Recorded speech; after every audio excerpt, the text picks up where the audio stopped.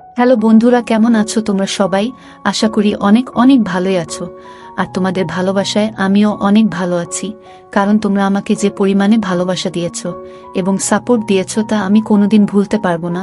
তাই তোমাদেরকে মজা দেওয়ার জন্য আবারও একটি নতুন গল্প নিয়ে হাজির হলাম। গল্পটি শোনার মতো আশা করি তোমাদের দাঁড়িয়ে যাবে এবং তোমরা হাতের কাজ করতে সবাই হেডফোন নিয়ে বসে যাও। যদি আমার গল্প শুনে মজা পাও তাহলে অবশ্যই আমার চ্যানেলটি সাবস্ক্রাইব করবে। তো চলো বন্ধুরা, আমরা কথা না বাড়িয়ে আসল গল্পে চলে আই। আমার স্বামী রোজ রাতে আমাকে পাত্তা না দিয়ে আমার স্বামীর বড় ভাইয়ের বউয়ের ঘরে চলে যেত। আমার স্বামী তার বড় ভাইয়ের বউয়ের ঘরে যাওয়ার পর থেকে দিদির কান্নার আওয়াজ শোনা যেত। আমি অনেক অনেক জিজ্ঞাসা করার পরও আমার স্বামী আমাকে কিছুই বলতো না, আর আমার স্বামীর বড় ভাইয়ের বউয়ের সাথে সাথে থাকত। একদিন আমি তার ঘরে লুকিয়ে দেখি যে তারা দুইজন তো। আমার নাম রুমনা। আমি অনেক ছোট একটা ধনী পরিবারের মেয়ে ছিলাম না। আমার বাবা একটা ছোট্ট চাকরি করে আমার আর আমার বড় ভাইয়ের লালন পালন করত। আসলে আমাদের ছোটবেলায় আমাদের মা আমাদের ছেড়ে চলে গেছিল। তারপর থেকে আজ অবধি আমাদের বাবাই আমাদের দেখাশোনা করেছেন। আমরা দুই ভাই বোন অনেক বেশি পড়াশোনা করতে পারিনি, কারণ আমাদের বাবার কাছে এত পয়সা ছিল না যে আমাদের বেশি দূর পর্যন্ত পড়াশোনা করাতে পারে। কিন্তু ক্লাস 12 পর্যন্ত আমি গ্রামের স্কুলে পড়েছিলাম। তারপর আমি ঘর সামলাতে থাকি আর আমার বড় ভাই সুরেশও একটা বেসরকারি চাকরি করত। আর দিন চলে যেত মোটামুটি ভাবে। ভাইয়ের উপার্জনের ফলে আমার বাবারও কিছুটা সাহায্য হয়ে যেত। আসলে বাবার উপার্জন এতটা কম ছিল যে সেই পয়সায় ঠিক করে আমাদের সংসার চলত না। কিন্তু যবে থেকে আমার ভাই উপার্জন করতে শুরু করেছে তবে থেকেই আমাদের ভালোভাবে সংসার চলতে শুরু করে। তারপর থেকে আমাদের জীবনে ভালো দিন আসতে শুরু করে, কারণ ভাইয়ের উপার্জিত টাকার পরিমাণ অনেকটাই বেশি ছিল। কিন্তু সমস্যা একটাই ছিল যে সে একটু বেশি রাগী ছিল আর খারাপ কাজে পড়ে গেছিল। প্রায় দিনই আমাদের বাড়িতে নানা রকমের লোক আসত, কিন্তু আমার বাবার কিছুই করার ছিল না, কারণ আমরা তাকে অনেক বোঝানোর চেষ্টা করেছিলাম, কিন্তু সে বোঝার মানুষ ছিল না। এই জন্য আমরা এটা ভেবে ভেবে অস্থির হয়ে যাচ্ছিলাম যে কিভাবে তাকে বোঝানো যায়। ঠিক তখন একদিন আমার মামা আসে আমাদের বাড়িতে। তখন সে বলে আমাদের তার বিয়ে দিয়ে দেওয়া উচিত, তাহলে সে একদম ঠিক হয়ে যাবে। আমাদের তার কথা ঠিক বলে মনে হয়। তার বিয়ে দিলে হয়তো তার ব্যবহারে পরিবর্তন আসবে, হয়তো সে এইসব ভুল জিনিস থেকে বেরিয়ে আসতে পারবে। এই সব কিছু ভেবে আমার বাবা আমার মামাকে বলে যে একটা ভালো পাত্র খুঁজে দাও যাতে আমার ঘরে খুশি আসে, আর তার এই রকম ব্যবহার থেকে আমরা মুক্তি পেতে পারি। মামা অনেক চেষ্টা করে একটা পাত্র খুঁজে বলে যে পাত্রটা অনেক ভালো, মেয়ে অনেক ভদ্র, মেয়েটা অনেক বেশি দূর পর্যন্ত পড়াশোনা করেনি, কিন্তু সে তোমার সংসার অনেক ভালো করে সামলাতে পারবে। সেই জন্য আমার বাবা বলেন আমাদের কোনো জিনিসের দরকার নেই, শুধু সেই মেয়েটা ভালো হলেই হবে, যাতে সে আমার ছেলের আর আমার সংসারটাকে সামলে নিতে পারে। তখন মামা বলে আমরা রুমনার বিয়েটা ঠিক করে দিই, কারণ তোমার তো সেই রকম জমানো টাকা নেই যে বারবার খরচা করতে পারবে। দুইজনের বিয়ে একসাথে হয়ে গেলে বিয়ের খরচও একসাথে শেষ হয়ে যাবে। বাবা বলে যে না, এখনো রুমনার সেই বয়স হয়নি যে সে বিয়ে করে বৈবাহিক জীবন সামলাতে পারে। সেই জন্য আমি কিছুদিন পরে রুমনার বিয়ে দেব। আর রইল বাকি সুরেশের কথা। নেহাত সে খারাপ কাজে পড়ে গেছে, সেই জন্য তাকে বিয়ে দিতে বাধ্য হচ্ছি। তাছাড়া ছেলে মেয়ের মধ্যে অনেক পার্থক্য হয়। ছেলেদের তো ঘর সামলাতে হয় না, উল্টে তার দেখাশোনা করার জন্য একটা মেয়ে চলে আসে। কিন্তু এই মুহূর্তে যদি আমি আমার মেয়ের বিয়ে দিয়ে দিই তবে সে হাজারো সমস্যার মধ্যে পড়ে যাবে। না জানি শ্বশুরবাড়ির ভিতরে তাকে কি কি করতে হবে। সেই জন্য কিছু সময় পরে আমি রুমনার বিয়ে দেব, এখন না। সব শুনে মামা বলে কোনো সমস্যা না, যেমন তোমার ইচ্ছা। যাই হোক, এই সব ভেবে আমরা ভাইয়ের জন্য বিয়ের পাত্র দেখে অনেক ধুমধাম করে ভাইয়ের বিয়ে দিয়ে দিই। আমার বড় ভাইয়ের বিয়ের পর তো যেন আমাদের বাড়িটা অনেক সুন্দর হয়ে গিয়েছিল, কারণ বৌদি আসার পরে আমার ভাই সব খারাপ কাজ করা বন্ধ করে দেয়। সে খারাপ কাজ করার পাশাপাশি সব খারাপ কাজ করা ছেড়ে দেয়, আর সে অনেক মন দিয়ে নিজের কাজকর্ম করতে শুরু করে এবং সব বাড়ির দায়িত্ব পালন করতে শুরু করে। ভাই আমার বাবাকেও কাজে যেতে বারণ করে দেয় আর বলে এখন আমি উপার্জন করি, তোমার এত ছোটখাটো চাকরি করতে হবে না। এখন বাবা সারাদিন বাড়িতে বসে আরাম করে, বৌদি তার সেবা করে, আর ভাই মন দিয়ে চাকরি করে পয়সা উপার্জন করতে শুরু করে। যার জন্য আমাদের সংসার অনেক ভালোভাবে চলে যেতে থাকে। পাশাপাশি আমাদের টাকাও জমতে শুরু করে। এখন আমাদের সুখের দিন ছিল। এভাবেই দিনগুলো পার হতে থাকে। আস্তে আস্তে আমার আর বৌদির মধ্যে এত ভালো সম্পর্ক তৈরি হয়ে যায় যে আমরা বৌদি আর আমি কম, একে অপরের বোন বেশি ছিলাম। আমি সব কথা আমার বৌদিকে বলতাম আর বৌদি আমাকে নিজের সব থেকে ভালো বন্ধু মনে করত। সে তার নিজের সব ছোট বড় কথা আমাকে বলতো। আর সে বলতো, তুমি তো আমার নিজের ছোট বোনের মতো। আমার আর বৌদির এত ভালো সম্পর্ক দেখে বাবা আর ভাই অনেক খুশি হতো। হয়তো আমার বৌদি আমার বাবা ভাইয়ের এত ভালোবাসা পেয়ে সে তার বাবার বাড়িতেও যেতে চাইতো না। আমি মাঝে মাঝে ভাবতাম, এ কেমন মেয়ে যে বাবার বাড়ি থাকার চেয়ে বেশি বাড়িতে থাকতে পছন্দ করে। হ্যাঁ, এটাই আমার বৌদি ছিল। সে এই রকমই। হয়তো সে এখানে বাবার বাড়ির থেকে বেশি ভালোবাসা পেত, সেই জন্য সে তার বাবার বাড়িতে যেতে চাইতো না। তাছাড়া তার সাথে এরকম ব্যবহার করতে আমারও ভালো মনে হতো। আর তাছাড়া আমার বাবা আমাদের সবসময় বোঝাতো যে যেমন কর্ম করবে সে রকমই ফল পাবে। আর যদি আমি আমার বৌদির সাথে ভালো ব্যবহার করি তাহলে পরবর্তীকালে আমিও শ্বশুর বাড়ি গিয়ে ভালোভাবে থাকতে পারবো। এইভাবেই আমি সবার সাথে মিলেমিশে থাকি। এখন আমার মামা আবার আমাদের বাড়িতে এসে বলে, এখন তো আর কোনো সমস্যা নেই। এখন তো সুরেশের বিয়ে হয়েছে, অনেক দিন হয়ে গেল। এখন আমাদের রুমনার জন্য পাত্র দেখা উচিত, কারণ এখন রুমনার বিয়ের বয়স হয়ে গেছে। তখন আমার বাবা বলে, এখন আমার রুমনার বিয়ে দিতে কোনো অসুবিধা নেই, কারণ আমার ছেলে ঘর সামলে নিয়েছে আর আমার সেবা করার জন্য আমার মেয়ের মতো একটা বৌমা এনেছে। এখন রুমনার জন্য কোনো ভালো ছেলে খুঁজতে হবে। তখন বাবা মামাকে বলেন, তোমার কাছে যদি কোনো ভালো পাত্র থাকে তবে তুমি বল। তাছাড়া আমার ছেলের জন্য তো তুমি পাত্র খুঁজে বের করেছিলে, আর পাত্রটা এত ভালো যে আমি আজও তার গুণগান করি। এই জন্য তুমি একটা ভালো পাত্র খুঁজে দাও। তখন মামা বলে, খোঁজার কি দরকার আছে, আমার বন্ধুর ছেলেই তো আছে। তারা 2 ভাই। বাড়িতে মা বাবা 2 জন ভাই, মোট 4 জন থাকে। ছেলে একটা বড় কোম্পানিতে ভালো মাইনের চাকরি করে, আর তার বড় ভাইও একটা ভালো চাকরি করে। আসলে তার বড় ভাইয়ের বিয়ে আগে থেকেই ঠিক হয়ে আছে। এজন্য ছোট ছেলের জন্য পাত্র খোঁজা হচ্ছে। ছোট ছেলের জন্য ভালো মেয়ে খুঁজে পাওয়া গেলে 2 ভাইয়ের একসাথে বিয়ে দিয়ে দেবে। সেজন্য তারা আমাকে পাত্রের জন্য বলেছে। তাই আমি রুমনার কথা তাদেরকে বলেছি। সেই জন্য আমার মনে হলো তোমার থেকে অনুমতি নেওয়া উচিত। বাবা বলল, এতে মতো নেওয়ার কি দরকার আছে? তোমার যখন ইচ্ছা ছেলের বাড়ির লোকেদের ডাকতে পারো, আমরা তৈরি আছি। মামা বলল, ঠিক আছে, তবে কালকে ডেকে নেব। পরের দিন আমার স্বামী তার কিছু বন্ধুদের নিয়ে আমাদের বাড়িতে আমার জন্য পাত্র দেখতে আসে। আমার স্বামীর নাম ছিল রমেশ। রমেশকে দেখতে অনেক সুন্দর ছিল, আর ভালো পোশাক পরার জন্য তাকে আরো বেশি সুন্দর দেখাচ্ছিল। রমেশকে দেখে তো আমার হুঁশ উড়ে গেল। আমি বুঝতে পারছিলাম না যে এত সুন্দর ছেলে কি আমাকে পছন্দ করবে। কিন্তু যখন নিজেদের মধ্যে কথা বলার জন্য আমাদের 2 জনকে একা জায়গায় ছেড়ে দেওয়া হয়, তখন রমেশের কথা আমার মন ছুঁয়ে যায়। রমেশ এত মিষ্টি করে, এত ভালো করে কথা বলছিল যে মনে মনে আমি তাকে নিজের স্বামী হিসেবে স্বীকার করে নিয়েছিলাম। আর পাশাপাশি ভগবানের কাছে প্রার্থনা করছিলাম যেন কোনো রকমে আমাদের বিয়েটা হয়ে যায়। কারণ প্রতিটা মেয়ের একটা স্বপ্ন থাকে যে তার স্বামী দেখতে সুন্দর হবে, ভদ্র হবে। আর এই সমস্ত গুণ রমেশের মধ্যে ছিল। আমি কি করে তাকে ছেড়ে দিই? তখন আমি ভাবি, যদি আমার ভাগ্যে রমেশ থাকে তো নিশ্চয়ই তার সাথে আমার বিয়ে হবে।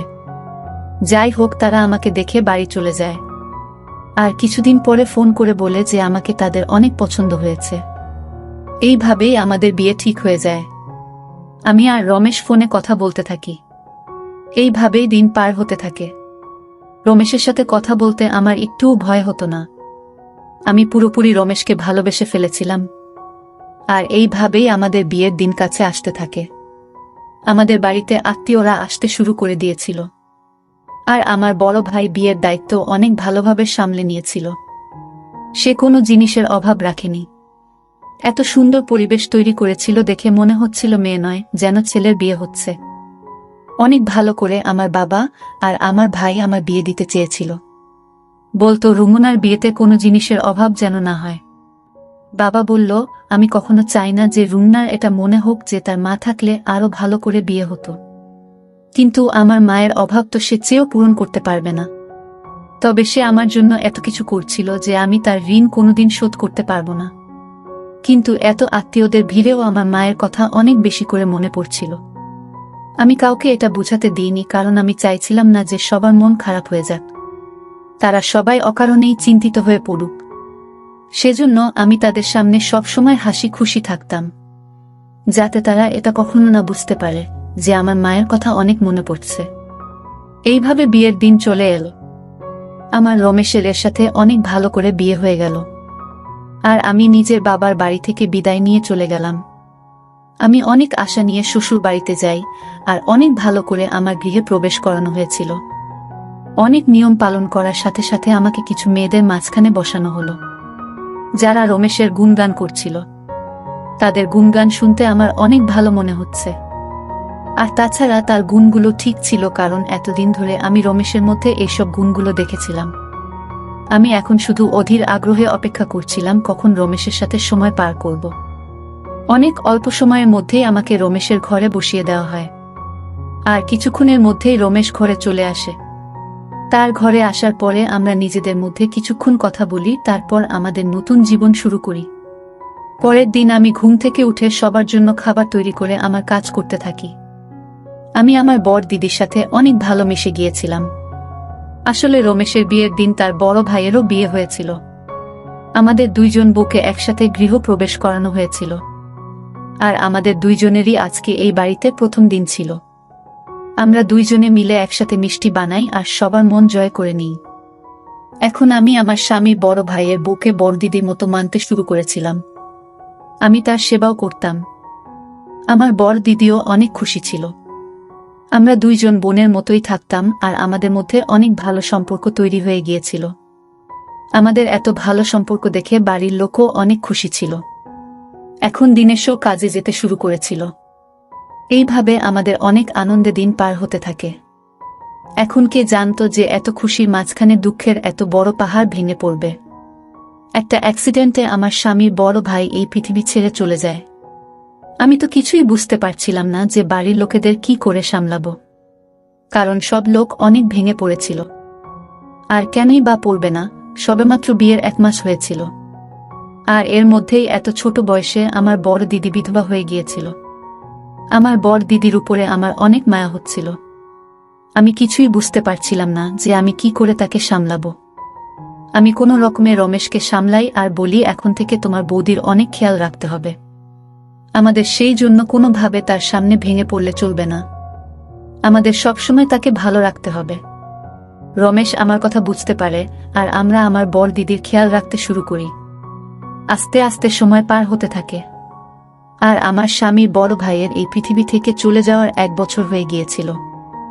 আমাদের বাড়িতে সবাই বলে যে আমার বড় দিদি বিয়ের মাত্র 1 মাসের মধ্যেই তার স্বামী এই পৃথিবী ছেড়ে চলে যায়, আর তার জীবন শুরু হওয়ার আগেই শেষ হয়ে যায়।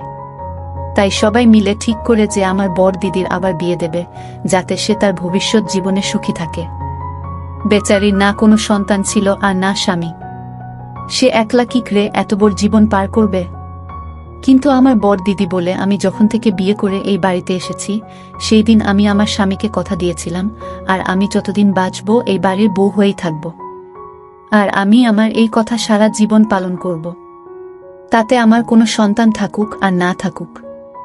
যখন রমেশের সন্তান হবে তখন আমিও তাকে নিজের সন্তানের মতো আদর করব, ভালোবাসব। আমার বড় দিদির এরকম কথা শুনে আমি অনেক খুশি হই। তখন আমি আর রমেশ একটা প্ল্যান বানাই যে আমরা আমাদের প্রথম সন্তান তাকে দিয়ে দেব। সে যেভাবে ইচ্ছা তাকে মানুষ করবে, আর তার সাথে নিজের সারা জীবন পার করে দিতে পারবে। এই ভেবেই আমরা শান্তিতে থাকি। এই কিছুদিন ধরে আমার সামনে অদ্ভুত অদ্ভুত দৃশ্য আসতে থাকে।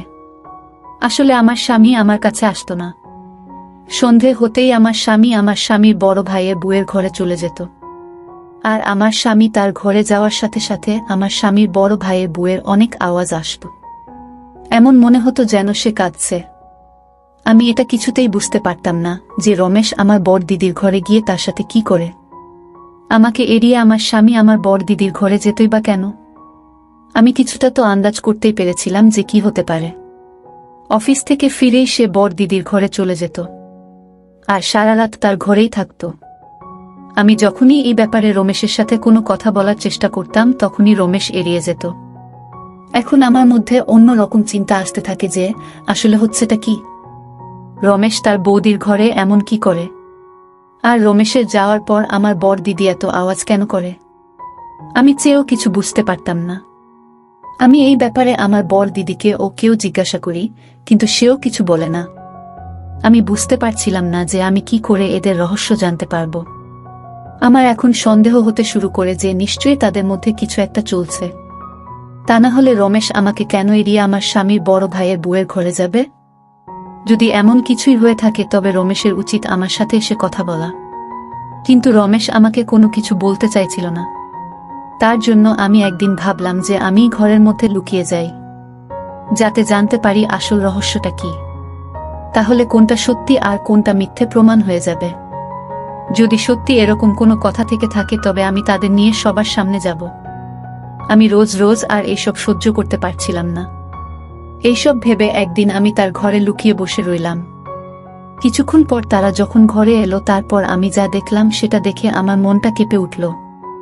আমি দেখলাম যে আমার স্বামীর বড় ভাইয়ের বউ আমার স্বামীর বড় ভাইয়ের ছবি হাতে নিয়ে কাঁদছিল। তখন রমেশ তাকে আস্তে আস্তে সামলানোর চেষ্টা করছিল।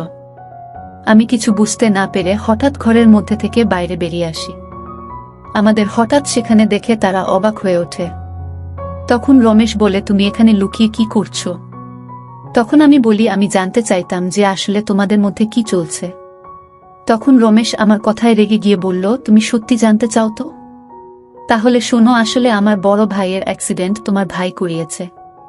কারণ সে আমার বৌদিকে অনেক আগে থেকে ভালোবাসতে পছন্দ করত, আর তার সাথে বৌদির বিয়ে না হওয়ায় তার রাগ অনেক সীমায় পৌঁছে যায়। আর যখন আমার বড় ভাইয়ের সাথে বৌদির বিয়ে হলো তখন তোমার ভাই আমার বড় ভাইয়ের অ্যাক্সিডেন্ট করিয়ে দেয়, আর প্রতিদিন আমার বৌদিকে বিরক্ত করতে শুরু করে। যখন রমেশ আমার ভাইয়ের করা সব অন্যায়ের কথা বলে সেগুলো শুনে তো আমি বিশ্বাসই করতে পারছিলাম না। আমি অনেক ভেঙে গিয়েছিলাম। রমেশ আমাকে সামলে বলে, আমরা তোমাকে এই জন্য বলিনি যাতে তুমি কোনো রকম কষ্ট না পাও। আমরা এটা আগে থেকেই জানতাম। আমি রোজ রাতে ওই জন্য বৌদিকে বোঝাতে আসতাম যে কোনোভাবে যেন রুমনা এইসব কথা না জানতে পারে। আর এই ব্যাপারটাকে আমরা যে কোনোভাবে মিটিয়ে নিতে চাইতাম। আমরা চাইতাম যে তোমার ভাই নিজে থেকে বুঝতে পারে, কারণ দুই পরিবারের সম্পর্ক আমি কোনোভাবেই নষ্ট হতে দিতে চাইতাম না। রাগ আমারও হতো, সে আমার বড় ভাইকে শেষ করে ফেলেছিল। কিন্তু আমি তোমার মুখের দিকে তাকিয়ে কোনো কথা বলিনি। যখন এইসব কথা আমার সামনে এলো তখন আমার মনটা কেঁপে উঠল। আমি চেয়েও আমার চোখের পানি আটকাতে পারিনি। আমি তো ভেবেছিলাম যে আমার ভাই ঠিক হয়ে গেছে, কিন্তু সে তো এত বড় কাজ ঘটিয়ে ফেলেছিল। আমি রমেশকে বললাম, তুমি তাকে শাস্তি দেবে কিনা এটা তোমার ব্যাপার, কিন্তু আমি তো তাকে সাজা দিয়ে ছাড়ব। যখন এইসব কথা আমি বাড়িতে জানাই তখন তারা পুলিশকে ফোন করে, আর পুলিশ এসে তাকে গ্রেফতার করে নিয়ে যায়। আমি সৃষ্টিকর্তাকে অশেষ ধন্যবাদ জানাচ্ছিলাম যে তিনি আমাকে এমন একজন স্বামী দিয়েছে যে সব সময় আমাকে বোঝায়, আমাকে সামলে রাখে। আমি তো শুধু শুধু তার উপরে সন্দেহ করছিলাম, কিন্তু সে তো আমার জন্য নিজের বড় ভাইয়ের অপরাধীকেও ছেড়ে দিয়েছিল। আমি রমেশের হাত ধরে তার কাছে ক্ষমা চাই, আর আমার স্বামীর বড় ভাইয়ের বউয়ের কাছেও ক্ষমা চাই। তখন আমার বর দিদি বলে, যা হবার তা হয়ে গেছে, আমরা তোমাকে কথাগুলো জানাতে চাইনি। সেই জন্য রমেশ আমার ঘরে এসে আমাকে সান্ত্বনা দিত। আমরা চাইছিলাম না যে তোমার কোনো সমস্যা হোক, কারণ যখন তুমি জানবে যে এসবের পিছনে তোমার ভাইয়ের হাত আছে তখন তুমি অনেক দুঃখ পাবে। এটা আমরা অনেক ভালো করেই জানতাম। আমি আমার স্বামীর বড় ভাইয়ের বুকে ধরে কাঁদতে থাকি। তখন রমেশ বলে, তুমি ঘাবড়ে যেও না। আমি রমেশের দিকে তাকিয়ে ভাবতে থাকি, এত ভালো স্বামী যে আমাকে সবসময় সমস্যা থেকে বাঁচায়, আর আমি কি করে তাকে সন্দেহ করলাম। এখন আমার নিজের উপরও লজ্জা পাই। আর আমি রমেশ আর আমার স্বামীর বড় ভাইয়ের বউয়ের চোখের দিকেও তাকাতে পারছিলাম না লজ্জায়। বন্ধুরা, আজকের ভিডিওটা এখানেই শেষ করলাম। অনেক কষ্ট করে ভিডিওটি আপনাদের জন্য বানিয়েছি। যদি ভিডিওটি আপনাদের ভালো লেগে থাকে তাহলে একটা লাইক করবেন এবং চ্যানেলটি অবশ্যই সাবস্ক্রাইব করবেন। এই আশা ব্যক্ত রেখে আপনাদের কাছ থেকে বিদায় নিচ্ছি আমি। দেখা হবে আগামীকালের নতুন কোনো ভিডিওতে। সে পর্যন্ত সবাই ভালো থাকুন, সুস্থ থাকুন। ধন্যবাদ।